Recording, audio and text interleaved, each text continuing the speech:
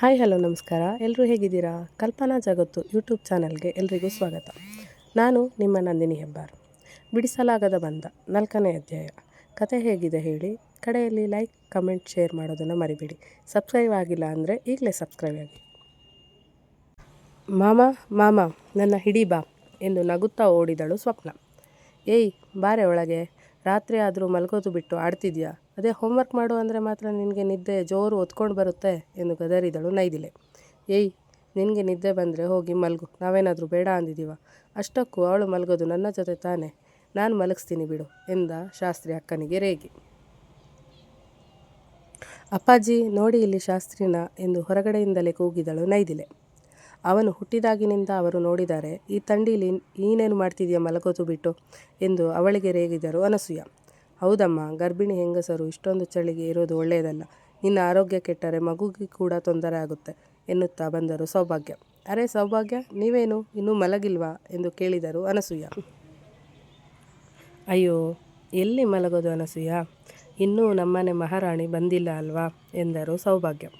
ಗಂಟೆ 10 ಇನ್ನೂ ಮನೆಗೆ ಬರದೆ ಎಲ್ಲೋಗಿದ್ದಾರೆ ನಿಮ್ಮ ಮಗಳು ಎಂದು ಸ್ವಲ್ಪ ಕುತೂಹಲದಲ್ಲಿಯೇ ಕೇಳಿದ ಶಾಸ್ತ್ರಿ. ಅವರ ಮಗಳೇನು ನಿನ್ನ ಹಾಗೆ ಕೆಲಸ ಕಾರ್ಯ ಇಲ್ಲದವಳು ಅಂದುಕೊಂಡಿದ್ಯಾ? ಈ ಊರಿನ ACP ಎನ್ನುತ್ತಾ ಅಲ್ಲಿಗೆ ಬಂದರು ಶಂಕರ್ ಶಾಸ್ತ್ರಿಗಳು. ಓಹ್ ಎಂದ ಶಾಸ್ತ್ರಿ ತನ್ನ ಮೊಬೈಲ್ ಒಳಗೆ ಮುಳುಗಿದ. ಶಾಸ್ತ್ರಿಗಳೇ, ನಿಮ್ಮ ಮಗನ? ಇವರು ನಾವು ಬಂದಾಗ ಇರಲಿಲ್ಲ ಅನಿಸುತ್ತೆ ಅಲ್ವಾ ಎಂದು ಕೇಳಿದ ಸೌಭಾಗ್ಯ. ಏನಪ್ಪ ಮಾಡ್ತಿದ್ಯಾ ನೀನು ಎಂದು ಪ್ರಶ್ನೆ ಮಾಡಿದರು ಶಾಸ್ತ್ರಿ ಕಡೆಗೆ ತಿರುಗಿ. ಶಾಸ್ತ್ರಿ ಉತ್ತರಿಸಬೇಕು ಅನ್ನುವಷ್ಟರಲ್ಲಿ ಪೊಲೀಸ್ ಜೀಪ್ ಬಂದಿತ್ತು ಅಂಗಳಕ್ಕೆ. ಅರೆ, ನನ್ನ ಮಗಳು ಬಂದ್ಲು ಎನ್ನುತ್ತಾ ನಗುಮುಗದಲ್ಲಿ ಹೇಳಿದ ಸೌಭಾಗ್ಯ ಜೀಪ್ ಹತ್ತಿರ ಹೋದರೆ ಅನಸೂಯ ಮತ್ತು ಶಾಸ್ತ್ರಿ ಕುತೂಹಲದಿಂದಲೇ ಜೀಪ್ ಕಡೆಗೆ ನೋಡಿದರು.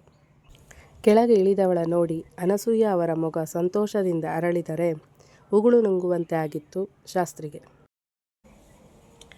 ನನಗೆ ನಿದ್ದೆ ಬರ್ತಿದೆ. ಏಯ್ ಚೋಟ್ ಮೆಣಸಿನ್ಕಾಯಿ, ಬಾರೆ ಹೋಗೋಣ ಎಂದು ಸೀದಾ ಒಳಗೆ ನಡೆದಿದ್ದ. ಆರಿದ್ರ, ಇವರೇ ನೋಡು, ನಾನು ಹೇಳಿದೆ ಅಲ್ವಾ ಅನಸೂಯ ಅಂತ, ಈ ಮನೆ ಯಜಮಾನಿ, ಜೊತೆಗೆ ನನಗೆ ಬೆಸ್ಟ್ ಫ್ರೆಂಡ್. ನೀನು ಆ ಕ್ವಾರ್ಟರ್ಸ್ ಬಿಟ್ಟು ಇಲ್ಲಿ ಮನೆ ಮಾಡಿ ಒಳ್ಳೆಯದೇ ಮಾಡಿದೆ ಕಣೆ, ಇಲ್ಲ ಅಂದಿದ್ರೆ ಇವರೆಲ್ಲ ಸಿಕ್ತಿದ್ರಾ ಎಂದರು ಸೌಭಾಗ್ಯ. ಸರಿ, ನಿನಗೆ ಖುಷಿ ಆಯ್ತಲ್ವಾ, ಸಾಕು ಬಿಡು ಎಂದವಳು ನಮಸ್ತೆ ಆಂಟಿ ಎಂದು ಕೈ ಮುಗಿದಳು ಆರಿದ್ರ. ನನ್ನ ಮಗಳು ಮತ್ತು ನನ್ನ ಗಂಡ ನಿನ್ನ ಬಗ್ಗೆ ಹೇಳಿದಾಗ ನಿನ್ನ ನೋಡೋ ಕುತೂಹಲ ಇತ್ತು, ಈಗ ಸಮಾಧಾನ ಆಯಿತು, ಜೊತೆಗೆ ಖುಷಿ ಕೂಡ ಆಯಿತು. ಇಷ್ಟು ಸಣ್ಣ ವಯಸ್ಸಲ್ಲಿ ಇಷ್ಟು ದೊಡ್ಡ ಜವಾಬ್ದಾರಿ ಅಂದರೆ ಸಾಮಾನ್ಯ ಅಲ್ಲ ಎಂದರು ಅನಸೂಯ. ಇದು ನಮ್ಮಪ್ಪನ ಕನಸು ಆಂಟಿ ಎಂದಷ್ಟೇ ಹೇಳಿದಳು ಆರಿದ್ರ. ಅದೇಕೋ ಅಪ್ಪ ಎನ್ನುವ ಪದ ಬಂದಾಗೆಲ್ಲ ಸ್ವಲ್ಪ ಜಾಸ್ತಿಯೇ ಸೆಂಟಿಮೆಂಟ್ ಆಗ್ತಾಳೆ. ಬಾ, ನಿಂದು ಊಟ ಆಗಿಲ್ಲ ತಾನೆ, ಇವತ್ತು ನಾನೂ ಮಾಡಿಲ್ಲ, ಊಟ ಮಾಡುವಂತೆ ಎಂದರು ಸೌಭಾಗ್ಯ ಮಗಳಿಗೆ. ಅವಳು ಸಂಕಟ ಪಡುವುದು ನೋಡಲಾರದೆ. ಸರಿ ಬರ್ತೀನಿ ಆಂಟಿ, ನಾಳೆ ನಿಮ್ಮ ಜೊತೆ ಮಾತಾಡ್ತೀನಿ, ಸಿಕ್ಕಾಪಟ್ಟೆ ಸುಸ್ತಾಗಿದೆ, ಬೇಜಾರಾಗಬೇಡಿ ಎಂದ ಆರಿದ್ರ ಸೀದಾ ಅಲ್ಲಿಂದ ನಡೆದರೆ ಅವಳ ಹಿಂದೆಯೇ ನಡೆದರು ಸೌಭಾಗ್ಯ ಎಲ್ಲರಿಗೂ ಶುಭರಾತ್ರಿ ಎಂದು ತಿಳಿಸಿ. ಮಗಳೇ, ಇವತ್ತು ಬರೀ ಅನ್ನ ರಸಂ ಅಷ್ಟೇ ಮಾಡಿರೋದು, ಅಡ್ಜಸ್ಟ್ ಮಾಡ್ಕೊ. ಹಾಗೆ ಕೆಳಗಿನ ಮನೆಯವರು ಉಪ್ಪಿನಕಾಯಿ ಕೊಟ್ಟಿದ್ದಾರೆ, ನಿನಗೆ ಮಿಡಿ ಉಪ್ಪಿನಕಾಯಿ ಅಂದರೆ ಇಷ್ಟ ಅಂತ ಹೇಳಿದೆ, ಹಾಗಾಗಿ ಎಂದರು ಸೌಭಾಗ್ಯ. ಬಂದ ಕೂಡಲೇ ಶುರು ಮಾಡಿದ್ಯಾ ನೀನು? ಆ ಮನೆಯವರ ಜೊತೆ ಜಾಸ್ತಿ ಬೆರೆಯೋಕ್ಕೆ ಹೋಗಬೇಡ, ಆಮೇಲೆ ಇಲ್ಲಿಂದ ಹೋಗುವಾಗ ನಿನ್ನ ಅಳು ನೋಡೋಕ್ಕೆ ಆಗಲ್ಲ ಎಂದಳು ಆರಿದ್ರ.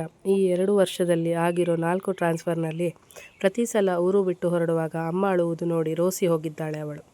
ಏಯ್ ಹೋಗೆ, ನಿಂಗೇನು ಗೊತ್ತು ನನ್ನ ಕಷ್ಟ.